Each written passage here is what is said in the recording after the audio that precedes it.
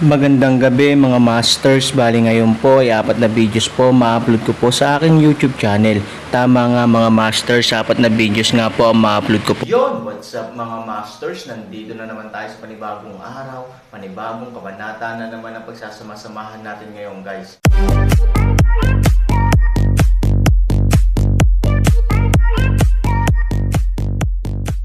Bali mga masters, kung bago ka pa lang po sa aking YouTube channel, please click the subscribe button, lalong-lalo na po yung notification bell guys, para maging connected pa rin tayo sa isa't isa at maging updated kayo sa mga susunod ko pang video. Bali mga masters, bago natin umpisahan ng kwento ay mag-shoutout po muna tayo para sa mga solid nating tagapakinig. Shoutout kay Jerwin Cuiano, shoutout kay Robert Tolentino. Yun na nga mga masters, no? Bali hindi na ito patagalin. In 3, 2, 1, let's go! Mga master, magbabalik tayo sa pag-upload ng 4 na videos everyday simula ngayon araw. Salamat sa solid na pagsuporta mga master. Kabanata 3286 hanggang 3290. Nakikita ng Aaron ang takot sa mga mata ni Ivory, na nagpapakita na si Ivory ay talagang natatakot kay Moyang, na dahilan upang pumutok ang panloob na pagnanais ni Aaron para sa proteksyon. Pagdating niya kay Ivory, ipinatong ni Aaron ang kanyang kamay sa balikat ni Ivory at sinabing, ano ang dapat katakutin? Isa lang itong Moyang. Sa akin, hindi mo kailangang matakot sa sinuman. Hindi ako natatakot kay Moyang. Sa Yuncheng, biro ang hindi matatawa ng malakas. Ngunit nang maramdaman ni Ivory ang palad ni Aaron, nagkaroon siya ng hindi maipaliwanag na pakiramdam ng seguridad. Dahil dito, napakasalungat ng pakiramdam ni Ivory.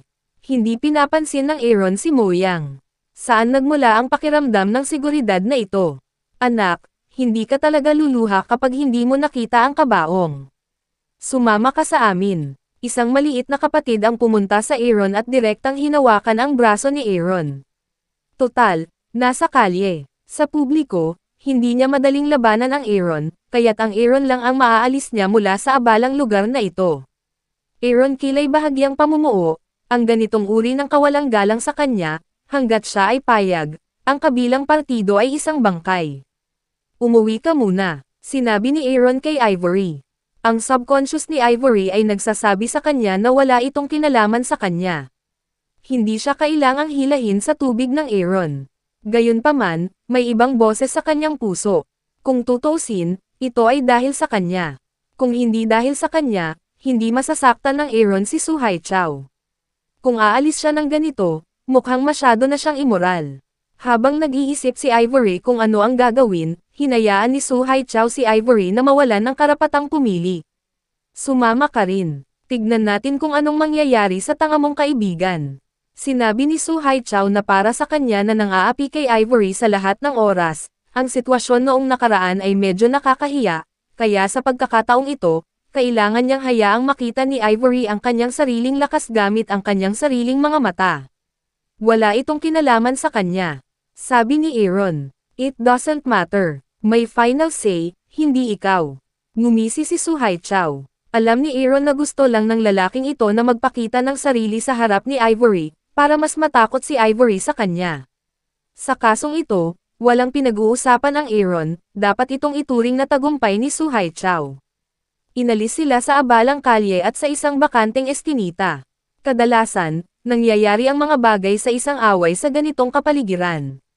Paboritong lugar din ito para mag-away ang mga gangster. Hindi sila makikita, at walang gaanong espasyo sa eskinita, kaya hindi madaling makatakas ang kabilang partido. Si Su Haichao ay talagang naglabas ng isang pakete ng sigarilyo at hinihit-hit ang mga ito ng mahusay. Sa murang edad, natuto na siyang manigarilyo. Nakita rin ni Ivory si Su Haichao na naninigarilyo sa unang pagkakataon, kaya bahagyang nagulat siya. Naninigarilyo ka? Tanong ni Ivory. Su Haichao na may hawak na poster ng sigarilyo. Ito ay napakasophistikado, sinabi ng liwanag, napakakakaiba, ang mga lalaking naninigarilyo ay kaakit-akit. Ito ay halos nagpatawa sa Aaron. Hindi ko alam kung saan ito naintindihan ni Su Haichao. Ang alindog ng paninigarilyo ay nasa tao mismo. Para sa isang kaakit-akit na lalaki, ang paninigarilyo ay ginagawang mas kaakit-akit ang mga tao.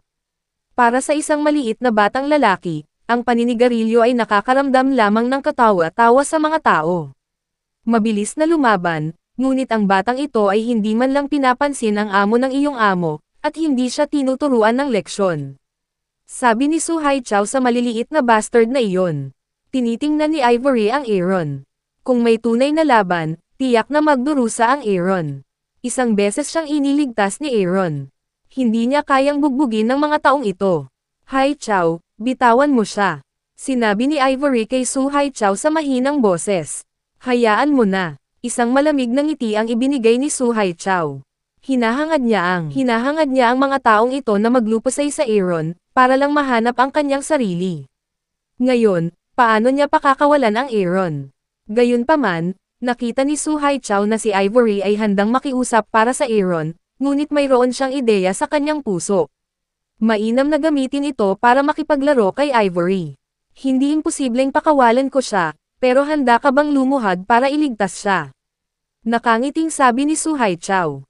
Lumuhad ka. Bagamat sanay na si Ivory na binubuli ni Su Haichao, hindi siya kailanman na-insulto ng ganito. Bukod dito, sila ay mga kamag-anak at mga kapantay. Paano sila luluhod? Si Aaron, na nakarinig nito, ay galit na sa kanyang mga mata. Kung ito ay sinabi sa kanya, Aaron ay manunuya sa karamihan, ngunit upang gawin Ivory magdusa tulad ng kahihiyan, kahit na sino ang kabilang partido ay, sa Aaron's mata, mayroon lamang isang paraan upang mamatay. Bago ang kanyang muling pagsilang, si Aaron ay nagpahirap kay Ivory ng labis na kahihiyan.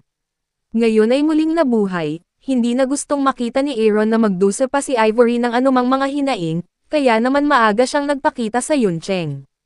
Ang Aaron ay biglang naglunsad ng aktibong pag-atake sa mga maliliit na bastard na iyon. Sa lakas ng Aaron, maiisip natin ang kapalaran ng ilang gangster. Bago pa sila makapag-react, ilang tao na ang bumagsak sa lupa. Iniisip ni Su Haichao kung paano niya dapat paglaruan si Ivory. Naguguluhan siya sa nangyari sa harapan niya. Bagamat hindi eksperto itong mga taong nahanap niya, magaling silang makipaglaban sa mga gangster. Higit pa rito, ang kanilang pakikitungo lamang sa isang bata na kasing edad niya. Ito ay dapat na isang napakasimpleng bagay. Ngunit ang nakita niya ngayon ay malinaw na ang halaga ng pagtingin sa Aaron, paano kaya ito bulalas ni Su Haichao. Medyo natigilan din si Ivory. Iniisip din niya kung paano iiwasang lumuhad at hayaang ilabas ni Su Haichao ang Aaron. Sa hindi inaasahang pagkakataon, natambo ng Aaron ang mga taong iyon sa isang kisap mata. Ito, napakahusay. 3,000 mukha tulad ng hamog na nagyelo na punta kay Su Haichao sa harap. Nagsimulang manginig ang mga labi ni Su Haichao, walang malay na umatras, ikaw. Anong ginagawa mo? Huwag ka dito. Huwag ka dito. Panik na sabi ni Su Haichao, papaluhod mo ba siya? Malamig na tanong ni Aaron. Walang kamalay-malay na umiling si Su Haichao at sinabing, hindi ako nagsabi ng ganitong uri ng mga salita. Mali ang narinig mo. Malamang mali ang narinig mo. Aaron sadyang gumawa ng isang dig-ear action, sinabi, ibig sabihin, mali ang aking tainga. Napailing na lang si Su Haichao, nawala na lang ang momentum, ang amoy ng basura ay naaaninag ng matalim at matengkad sa sandaling ito, hindi ko ibig sabihin, ikaw. Huwag kang pumunta rito, kung hindi, ako. Sabi ni Su Haichao dito, hindi siya makakatuloy, dahil alam niyang wala siyang magagawa. Ang Aaron ay madaling pinabagsak ang mga bastos na iyon. May lakas ba siya ng loob na labanan ang Aaron? 1 minuto lang ang nakalipas, nag-aalala at natatakot pa rin si Ivory, ngunit sa sandaling ito, nakaramdam siya ng hindi pa nagagawang pakiramdam ng seguridad noong Aaron, kaya't ang kanyang mga mata na nakatingin sa Aaron ay nagbago din ng husto. Hindi alam ni Ivory kung bakit biglang sumulpot sa tabi niya ang Aaron, ngunit pakiramdam niya ay tila may nakatakdang kapalaran sa pagitan niya at ng bata. Siyempre, sa yugtong ito, si Ivory ay walang malalim na pag-unawa sa kapalaran. Ang alam niya lang ay kaya niyang makipagkaibigan sa batang kaharap niya, dahil sa kanya, hindi siya masasaktan at mambubuli. Tingnan ang Aaron ay dumating sa Su Haichao. Sa sobrang takot ni Su Haichao ay nanlambot ang kanyang mga binti. Kung hindi niya ito ay nalalayan ay napaupo na siya sa lupa. Gayunpaman, kahit nasa kaso ng malakas na suporta, ang mga binti ni Su Haichao ay nanginginig pa rin ng seryoso, at ang kanyang mukha ay naging napakaputla. Balita ko, sinong luluhod? Nakatitig si Aaron kay Su Haichao. Matapos bigkasan ang pangungusap na ito, naunawaan ni Su Haichao ang kahulugan ng Aaron. Ngunit sa harap ni Ivory, kadalasan ay mataas ang ugali niya. Paano siya luluhod sa harap ni Ivory? Matapos makita ni Ivory ang biro, wala siyang mukha na makikita sa harap ni Ivory. Gayunpaman, hindi niya kayang tiisin ang pressure na dala ng Aaron. Kapag nagsimula na ang Aaron sa kanya, magdurusa siya sa napreserbang karne. Kilala mo ba kung sino ako, pare? Kinagat ni Su Haichao ang kanyang mga ngipin at sinabi. Aaron smile, ang taong ito ay handa nang gamitin ang pagkakakilanlan ng pamilyang Su para takutin ang iyong sarili. Sayang nga lang at hindi man lang nabigyan ng mukha ni Aaron sina Chan Changsheng at Moyang, kaya paano niya mapapansin ang pamilyang Su? Nasa Yuncheng ang pamilyang Su. Third-rate family lang ito. Hindi mo ba naisip na matatakot mo ako sa pamilyang Su? Aaron Wei. Lalong naging pangit ang mukha ni Su Haichao. Third-rate na pamilya. Ganyan nga ang sitwasyon ng pamilyang Su, ngunit hindi dapat minamaliit ng mga ordinaryong tao. Nasasabi niya ang mga ganoong salita upang ipakita na hindi kailanman magiging mas mababa ang kanyang katayuan kaysa sa pamilyang Su. Sa oras na ito, napagtanto ni Su Haichao ang isang sitwasyon, ibig sabihin, ang posisyon ng taong gusto niyang ipaghiganti sa Yuncheng ay malamang na mas mataas kaysa sa pamilya Su. Sa kasong ito, saan siya kwalipikadong maging kalaban ng Aaron? Bukod dito, kapag naging malubha ang insidenteng ito, hindi lang siya ang magdurusa, kundi pati na rin ang pamilyang Su. Sa oras na iyon, ito ay magiging mas seryoso. Kahit na ang pamilyang Su ay maaaring sipin siya palabas ng pamilya upang maprotektahan ang kanilang sarili. Basta lumuhad ako, pwede mo ba akong bitawan? Tanong ni Su Haichao. Ang ganitong uri ng mga salita ay hindi nakakagulat sa Aaron, dahil alam niya kung anong uri ng papel si Su Haichao. Ang taong ito ay kay Wally Heng. Sa harap ng lakas ng mga tagalabas, maaari lamang siyang maging isang basura. Ngunit labis na nagulat si Ivory sa sinabi ni Su Haichao, dahil sa isip ni Ivory, si Su Haichao ay isang napakalakas na tao, paano siya magiging handa na lumuhad? Depende sa nararamdaman ko pagkatapos mong lumuhad. Kung maganda ang mood ko, kaya kitang bitawan. Sabi ni Aaron. Ginagamit ni Su Haichao si Yu Guang para tingnan si Ivory at lumuhad sa harapan niya, na tiyak na magpapawala sa mukha ni Su Haichao. Ngunit sa oras na ito, wala siyang ibang pagpipilian, at hindi siya nang ahas na tanungin kung ano ang mangyayari kung siya ay nasa masamang kalooban. I'm sorry. Sa tatlong salitang ito, napaluhod si Su Haichao ng malakas. Tinakpan ni Ivory ang kanyang bibig gamit ang kanyang mga kamay, mukhang hindi makapaniwala. Si Su Haichao, talagang lumuhad. Napakayabang na si Su Haichao, napakayabang na Panginoon ng pamilyang Su, sinabi pa na lumuhad. Sinipal ni Han Sunny si Su Haichao sa balikat, at si Su Haichao ay gamulong-gulong sa lupa. Umalis ka na. Kung maglakas loob kang manggulo muli sa hinaharap, hinding-hindi kita pababayaan, at ang buong pamilya ng Su. Aaron Wei. Tumakbo si Su Haichao nang walang pag-aalinlangan, dahil pakiramdam niya ay delikado siya sa harap ng Aaron. Habang malayo siya sa kanya, mas sigurado si Su Haichao. Medyo hindi pa rin maisip ni Ivory ang nangyari sa kanyang harapan, dahil tiyak na hindi ganoong tao si Su Haichao sa kanyang ketulusan. Tara, iuwi na kita. Sinabi ni Aaron kay Ivory. Si Ivory ay natarante saglit bago niya pinatatag ang kanyang kalooban. Si Ivory, na may komplikadong mga mata, ay patuloy na tumitingin sa Han 3,000 gamit ang kanyang ekstrang ilaw. Sa oras na ito, wala siyang masyadong komplikadong pag-iisip, ngunit napaka-curious niya tungkol sa pagkakakilanlan ni Aaron. Bakit parang hindi man lang niya pinapansin ang pamilya Su? Kahit na ang katayuan ng pamilyang Su sa Yuncheng ay talagang hindi mataas, kumpara sa ilang ordinaryong pamilya, ito ay napakalakas pa rin. Maaaring baliwalain ang Aaron, na nagpapakita na mas mataas ang kanyang katayuan. Ngunit hindi pa nakarinig si Ivory ng ganoong tao. Sa tingin mo ba gwapo ako, kaya pala sinilip mo ako? Aaron matapos makita si Yu Guang ni Ivory, nakangiting tanong.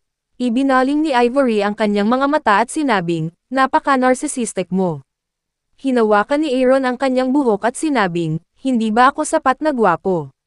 Walang masyadong mga katulad kong gwapo at makapangyarihan. Si Ivory ay maaari lamang magpakita ng walang magawang tingin sa mukha ng bulag na narcissism ni Aaron.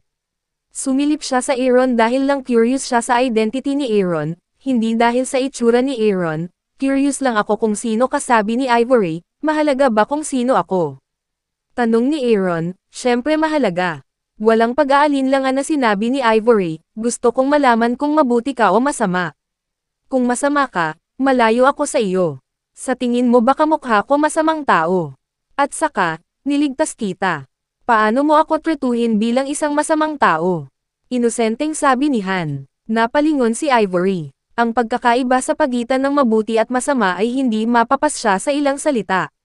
Bukod dito, kahit na nailigtas siya ng Aaron, hindi ito ganap na nagpapatunay na si Aaron ay isang mabuting tao.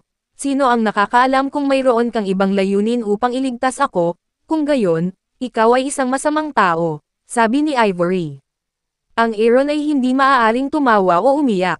Sa hindi inaasahan, sa isip ni Ivory, siya ay naging masamang tao. Bukod dito, hindi maitatanggi ni Aaron na wala siyang ibang layunin. Kung tutuusin, ang ginagawa niya ngayon ay ang mapalapit sa kanyang magiging asawa. Ngunit ang ganitong uri ng bagay, hindi niya masasabi kay Ivory. Kung hindi, tiyak na matatakot nito si Ivory. Hindi mahalaga ang mabubuti at masasamang tao, hindi kita sasaktan, at kung may nang-aapi sa iyo, maaari mong sabihin sa akin, kahit na sino. Matutulungan kita, sabi ni Aaron. Yun na nga mga masters, no? Bali panibagong kabanata na naman yung natapos natin ngayong gabi. Muli, maraming salamat po talaga sa walang sawang suporta po sa aking YouTube channel na talagang inaabangan nyo po ang bawat upload ko po. Bali mga masters, magkita-kita ulit po tayo bukas ng gabi at ngayon po ay magpapaalam po muna tayo. Bali mga masters, bye-bye!